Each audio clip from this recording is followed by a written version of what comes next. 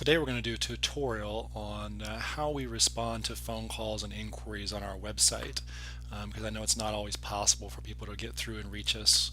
It's sometimes easier to do things on your own time. So if you go to foodrescue.net and you hover over K-12 Food Rescue and you left click on Open Letter to Schools, there's a lot of terrific information on this letter.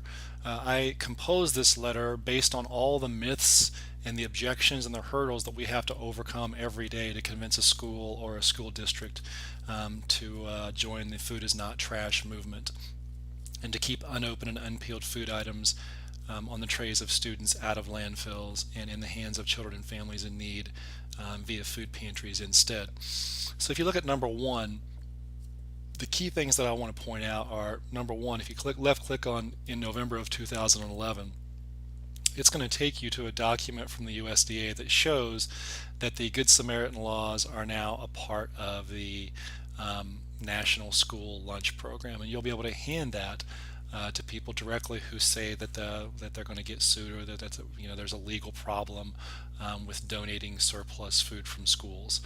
And then they might ask you what the Good Samaritan laws actually are, and if you left click on that and you go down here to the bottom where it says view here from our good friends at the Food Donation Connection, they have a link to a file that actually has that particular law and what it says. Again, I'm not going to go over it in detail, but those two kind of refute some of the myths related to donating surplus food from schools. So we're going to left click and go back to the open letter of school.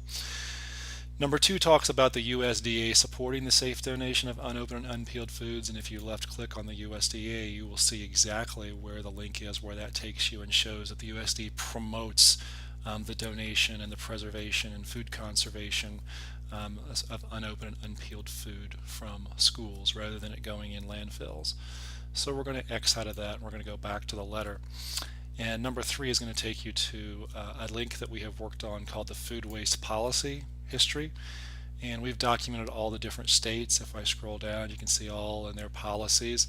But Chapter 5, if you click on View here of the USDA, is going to take you to the actual guidelines from the USDA and what they actually are and that date of that memo, and just to clarify that the USDA does in fact say that this is okay, and not only is donating food okay, they actually show you how to do it, and they give you a document on the guidelines that you need to follow and the types of food that can be preserved. And that's a very helpful document. So we're going to X out of that again. And we're going to go back to 4, which is our live impact dashboard and some statistics that you can find of over 3.4 million food items rescued since we started having schools use this tracking tool. That's just a fraction of the 700 schools that are participating with K-12 Food Rescue and that we have connected with food pantries or gotten them to start share tables. But that data does give you a snapshot of what you might be able to expect. You left click on the live dashboard. There's some tutorials on how to use the live impact dashboard, and I'm not sure why that's not refreshing at this point. Let me go back and try to hit that again, see if there's just an issue with the computer. Yeah, there it is.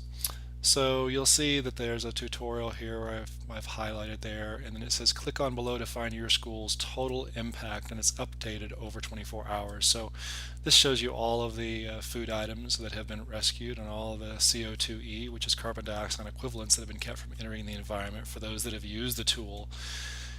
And then if you want to see an individual school, like let's just go all the way to the bottom to this kindergarten class that does this project for Zionsville Pleasant View Elementary School, you left click on them and you will see that it turns all of that back into just the totals for their school, 15,596 items donated, and then the carbon dioxide equivalents, pounds that have been kept from entering the environment.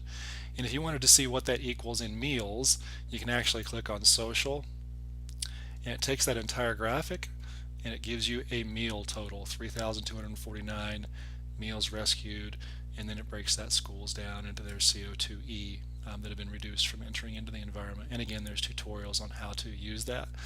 But that basically shows you how you can find some statistics. Number 5 talks about dairy products and temperature controlled for safety items that some schools would be very reluctant to donate, such as milk or yogurt. But this left click on this Harvard study in this video that was done, gives a lot of helpful information about milk and the realities about preserving milk.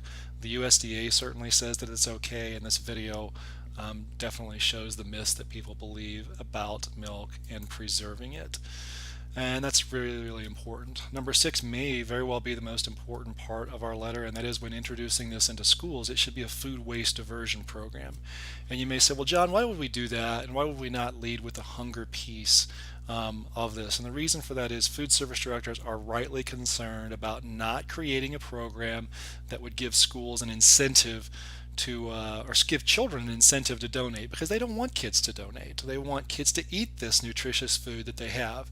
And it does feel good to make a donation to a food pantry, and there's some intrinsic value in that, and you wouldn't want someone to sacrifice. That's not the purpose of the National School Lunch Program. So we just need to give a good environmental reason for kids to keep their unopened and unpeeled food out of the trash can. So it's an environmental food waste diversion program is how we're going to introduce it to children. And we have a video that we've created about why should we care about food waste, and it kind of talks about the environmental piece of that. So we're going to left click out of that. All right, we can just go over here and click on that and get out of that video, but that'll take you to that one where it says seen here.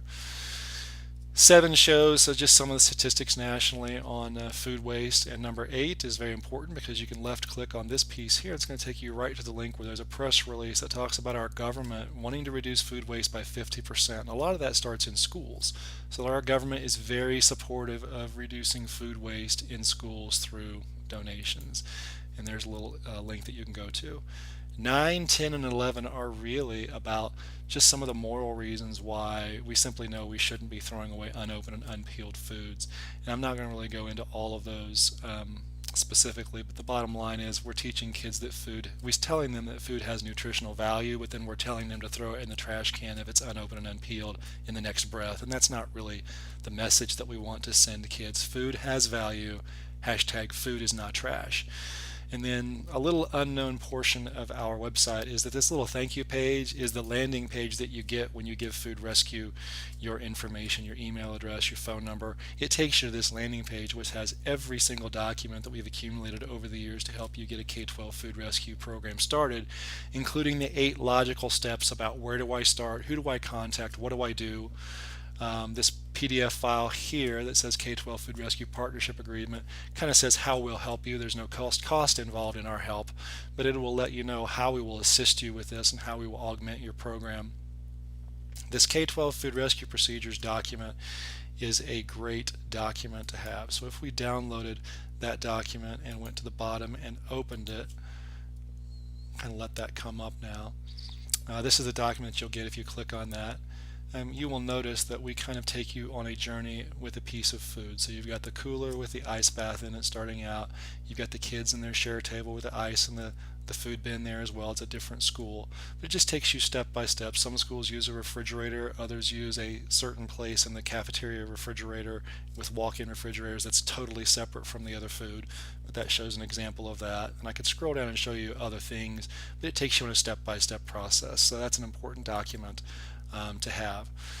We also have a document that shows a letter home to parents right there where it says download file. All kinds of schools have communicated this home through letters to their schools, and there's a couple of examples there. There's some food waste audit instructions. We recommend counting the food first. Don't even donate it. Just count the unopened and unpeeled food items for a week so that it will identify that you actually have an issue.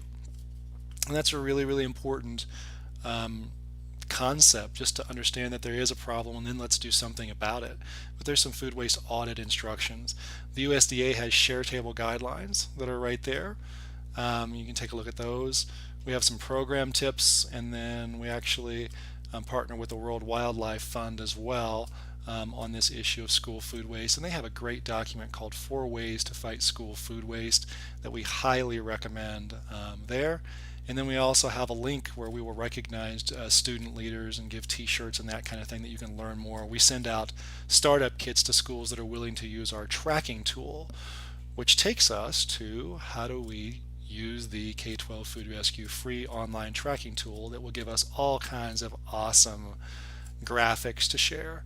So we hover over tracking tool right there, and we hover over our free online tracking tool, and you left click on that, and we have tutorial videos on exactly how to try it now. So some people don't want to try it now before seeing what that actually entails, and you can actually left click on here and on this video, and it will show you exactly how to sign up for the starting track up tool, and to actually make an entry. And then this one actually shows you how to do a detailed food rescue tracking tool entry, and that one's pretty cool as well. And then we have a video tutorial as well that demonstrates the data you receive via email with every entry. And I could refresh it, but it's just not showing up right now, but it is actually there. And that would be in that area right there. So once you've actually made an entry, this live impact dashboard that we have, which is where we were before, has some incredible features and some video tutorials at the top and at the bottom that will show you how this awesome tool works. Every time you make an entry, you're going to get some information like this with a digital graphic to share either on Facebook, Twitter, whatever social media kids are wanting to use, and then you can use it in presentations, and you can use it in emails to administrators or whatever. So I would again remind you that if you picked a school and we just said, okay, Avon Intermediate School East, click on that and you see the totals change. And if you want to get a meal total, you can left click on social, gives you meals and that type of a thing. And it can also change the start dates by grabbing these. You can see how that changes, and it changes all the totals when you do that, and the end date changes as well by left clicking. So you get a lot of cool features with that free online tracking tool, both not only related to meals but also related to methane gas prevention, which is basically those carbon dioxide equivalents, CO2e. So that is the end of today's tutorial, and I hope that this has been an excellent piece of information. If you're unable to call in, please reach out to us at jw@foodrescue.net. Again, jw@foodrescue.net, or give me a call at 317-694-4006. Again, 317-694-4006. And I'd be glad to mentor you about all that we have learned on how you go about convincing your school or school district to start a K-12 food rescue program. And I will go back to the home page and just remind everyone that there are some videos. This one's awesome, the Food Rescue Warriors, and then sustaining a K-12 food rescue program is also outstanding, as well as this one from Washington Township here, where it shows how a school actually took a very resistant district and turned them into a supporter. So thanks for joining me today.